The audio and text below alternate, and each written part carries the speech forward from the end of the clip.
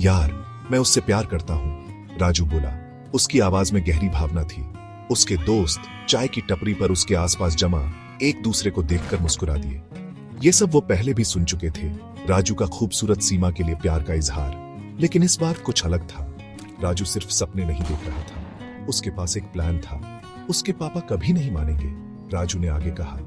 वो उसके लिए एक अमीर पति चाहते हैं, कोई जो उसे आरामदायक जिंदगी दे सके। लेकिन मैं उसे उससे ज्यादा कीमती चीज दे सकता हूँ, मेरा प्यार। विजय, ग्रुप का सबसे समझदार, उसने अपनी भौहें उठा ली। तो प्लान क्या है रोमियो? उसके साथ भागने वाला है क्या? राजू ने अपना सर हिलाया।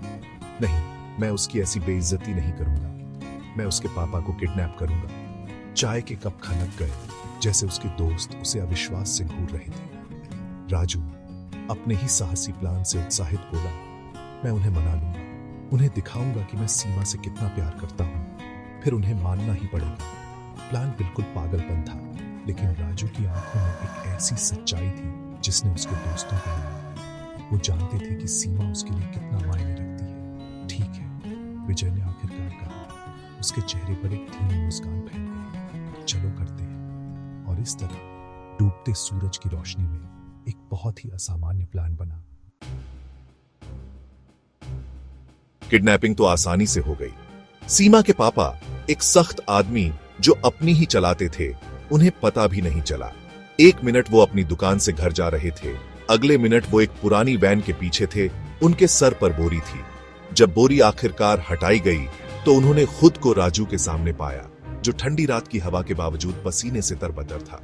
तुम कौन हो? तुम्हें क्या चाहिए? सीमा के पापा गरजे। उनकी आवाज डर और गुस्से से कांप रही थी। राजू, जिसका दिल तेजी से धड़क रहा था, ने गहरी सांस ली और बोलना शुरू किया। अंकल, प्लीज मेरी बात मानो। मैं सीमा से प्यार करता हूँ, मैं उससे शादी करना चाहता हूँ, लेकिन मुझे पता है आप कभी नहीं मानेंगे। सीमा के पापा ने उपहास किया। प्यार? तुम्हें लगता है प्यार से पेट भरता है? तुम्हें लगता है प्यार से बिल भरते हैं? उन्होंने राजू को घूरा। उनकी आंखें गुस्से से जल रही थीं। हालांकि राजू अपनी बात पर अड़ा रहा। अंकल, मेरे पास पैसे नहीं होंगे, लेकिन मेरे दिल में सीमा के लिए बहुत प्यार है। मैं कड़ी मेहनत करूंगा, मैं उसकी खुशी का ध्यान रखूंगा। प्लीज मुझे एक मौका दीजिए। सीमा के पापा सालों के संघर्ष और समाज की उम्मीदों से कठोर टस से मस नहीं हुए। उन्होंने राजू के प्यार को एक मूर्खतापूर्ण आकर्षण, अपनी बेटी के भविष्य के लिए खतरा माना। लेकिन जैसे जैसे घंटे बीतते गए, उनमें एक बदलाव आया। उन्होंने अपनी बेटी की आंखों में डर देखा जब उसे पता चला कि वो गायब है। उसकी आवाज में बेबसी जब वो उनसे वापस आने की विनती कर रही थी। उन्होंने अपनी बेटी को इतना व्याकुल कभी नहीं देखा था। इसने उनका दिल तोड़ दिया। उन्हें तब एहसास हुआ कि वो जो कहुशी सीमा के लिए चाहते थे, वो आरामदायक जिंदगी जो वो उसके लिए चाहते थे, उसका कोई मतलब नहीं अगर वो अपने पति के साथ खुश नहीं है। जैसे ही सीमा के आंसू गिरे, उन्होंने उसके पिता के दिल से सालों के पूर्वाग्रह और धारणाओं को धो दिया।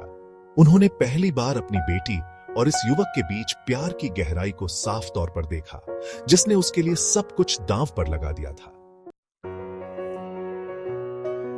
सीमा के पापा ने राजू को देखा, सच में देखा, और उसे एक गरीब लड़का नहीं बल्कि एक ऐसा युवक दिखा जिसके दिल में प्यार भरा था, और एक ऐसी आत्मा जो अपनी मान्यताओं के लिए लड़ने को तैयार थी।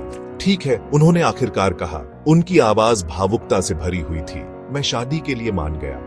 कमरे में एक सामूहिक हांफने की आवाज गूंज उठी। राजू राहत और कृतज्ञता से अभिभूत सम्मान के प्रतीक के रूप में बड़े आदमी के पैर छुए। शादी एक साधारण सी थी, किसी भी भव्य समारोह से ज्यादा खुशी और प्यार से भरी हुई। सीमा के पिता अपनी बेटी और उसके नए पति को एक साथ अपना जीवन शुरू करते हुए देखकर जानते थे कि उन्होंने सही फैसला लिया है। प्यार उन्होंने महसूस किया, सामाजिक मानदंडों या भौतिक संपत्ति के बारे में नहीं था। यह दो दिलों के एक साथ धड़कने के बारे में था, एक ऐसा बंधन जो इतना मजबूत था कि किसी भी बाधा को पार कर सकता था। और कभी कभी उस प्यार को जीतने के लिए पागलपन के एक कार्य, विश्वास की एक छलांग की जरूरत होती है।